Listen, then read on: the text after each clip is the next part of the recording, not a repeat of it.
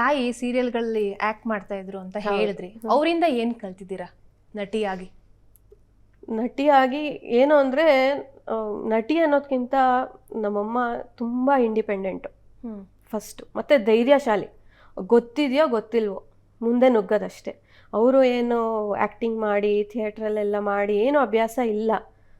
Straight away ಹೋದರು, acting ಮಾಡಿದ್ರು, ನನ್ನೂ ಕರ್ಕೊಂಡು ಹೋದ್ರು. ಇವತ್ತು ನಾನು ಸೀರಿಯಲಲ್ಲಿ ಏನು ಆ್ಯಕ್ಟಿಂಗ್ ಮಾಡಿದ್ದೀನಿ, ನಮ್ಮಮ್ಮನೇ ಅದಕ್ಕೆ ಎಲ್ಲ ಪ್ರೋತ್ಸಾಹ ಮಾಡಿದ್ದು, ಧೈರ್ಯ ತುಂಬಿದ್ದು.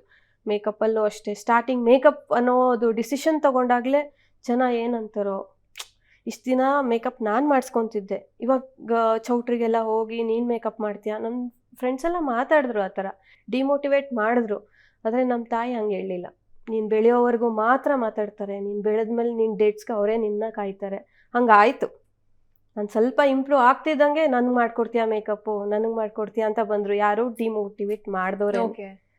ಸೊ ಅವರಿಂದ ಅದನ್ನು ಕಲ್ತಿದ್ದೀನಿ. ಏನು, ಯಾವುದ್ರಲ್ಲೂ ಸೋಲ್ ಆ್ಯಕ್ಸೆಪ್ಟ್ ಮಾಡ್ಕೋಬಾರ್ದು. ನಾವು ಹಾರ್ಡ್ ವರ್ಕ್ ಮಾಡ್ತಾ ಇರಬೇಕು, ಮುಂದಕ್ಕೆ ಹೋಗಬೇಕು. ಒಂದು ಹೆಸರು ಮಾಡಿದ್ಮೇಲೆ ಅವರೇ ನಮ್ಮ ಹಿಂದೆ ಬರ್ತಾರೆ. ಇವತ್ತೇನು ಮಾತಾಡ್ತಾರೆ ನೆಗೆಟಿವ್ ಆಗಿ, ನೆಕ್ಸ್ಟ್ ಅವರೇ ನಮ್ಮ ಹಿಂದೆ ಬರ್ತಾರೆ. ಯಾವುದಕ್ಕೂ ಹೆದರಬಾರ್ದು. ಇದೊಂದು ಕಲ್ತಿದ್ದೀನಿ ಅವರಿಂದ.